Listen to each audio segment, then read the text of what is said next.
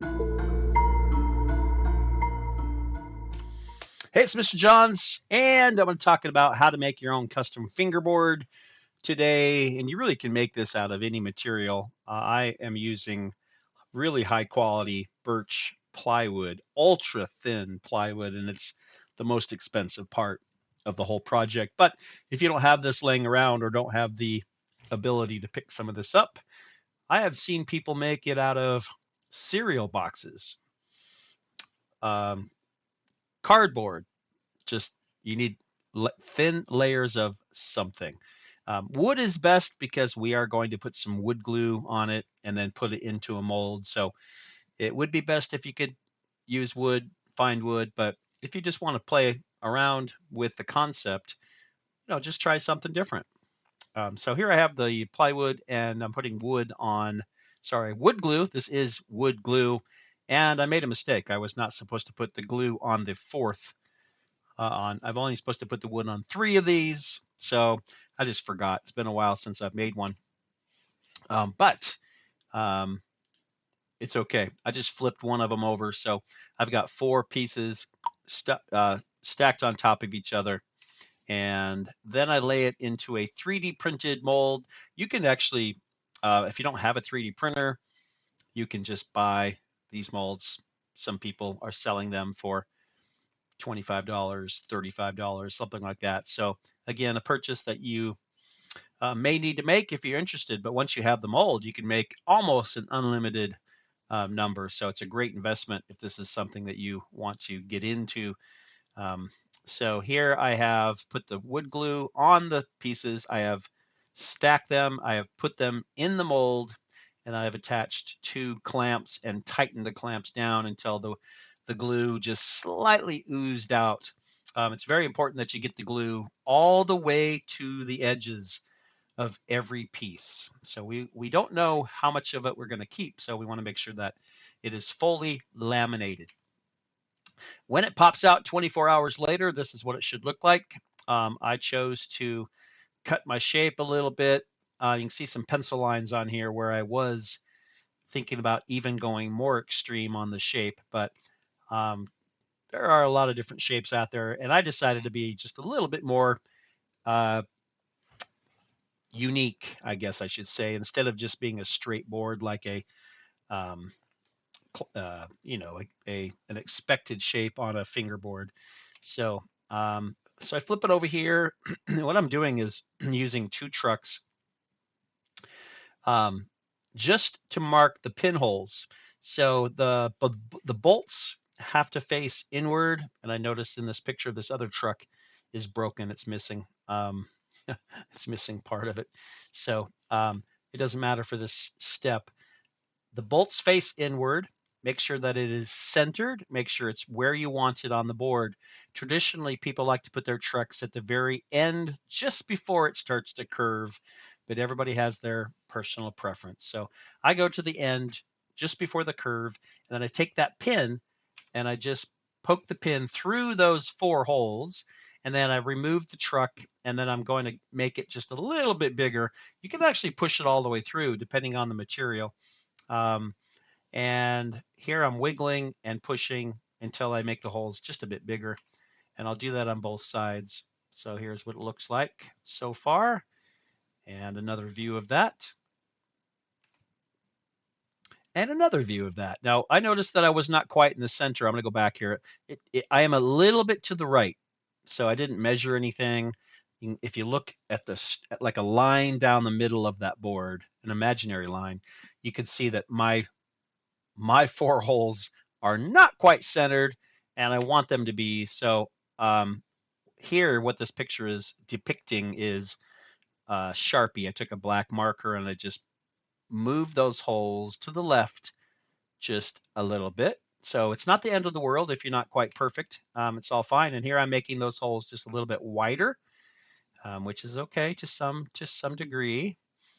And then after you see I'm using a very small drill bit. So this is a 1/16th bit, which is just the right size. And when you sand, it is going to roughen the wood. So use some sandpaper to sand that away on both sides. And then I like to use a punch, something like this, that will widen the circle at the top, the hole, but not the bottom. So you can see how that punch gets bigger as it goes up the shaft. And what we're trying to do is make it so the screw head actually fits flush with the skateboard, the fingerboard, so you don't feel it with your fingers, which is a really nice touch. So that's what I'm doing.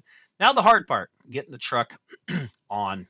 And so the trucks are threaded, so you cannot drill all the way through the trucks and put a nut. I mean, you could, but it's not designed to do that.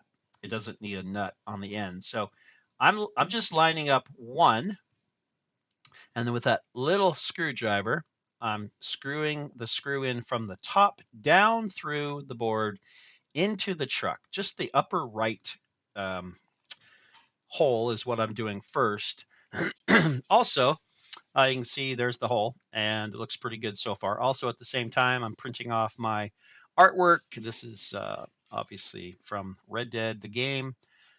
Maybe not obvious, but that's one of my favorite games. So Red Dead, and that's what I want to put on the bottom of the board. And I just simply traced my board over the graphic to kind of show where I want it to, what I want it to look like, and where I need to cut with some scissors. And so that's what I've done here is cut that graphic out with scissors, and I'm going to lay it on the bottom. In the meantime, I'm going to go back and continue working on these holes, just making them a little bit bigger. And the best thing here, I've glued the graphic on with Elmer's glue and let it dry for 15 minutes, a half hour, something like that.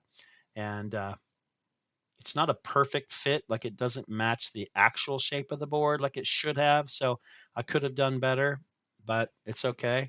It'll work. And what I like to do with the trucks is start with, like I said, one hole in the upper right corner and then go diagonally. Because if all I can get is two screws in, the diagonal ones will hold the truck on. Sometimes I even put just a little bit of super glue on the edges of the trucks just to keep it on, which is perfectly fine. But the goal is, of course, all four screws go through, and that's always the challenge. I think you can see in the other side of my board, those holes are not looking very good. So I'm gonna have to redo those holes really bad. My first four with this first truck, I got lucky. All four went in. As you can see here, they're all in and they're all looking good. But this truck down here is crooked and the holes are way off.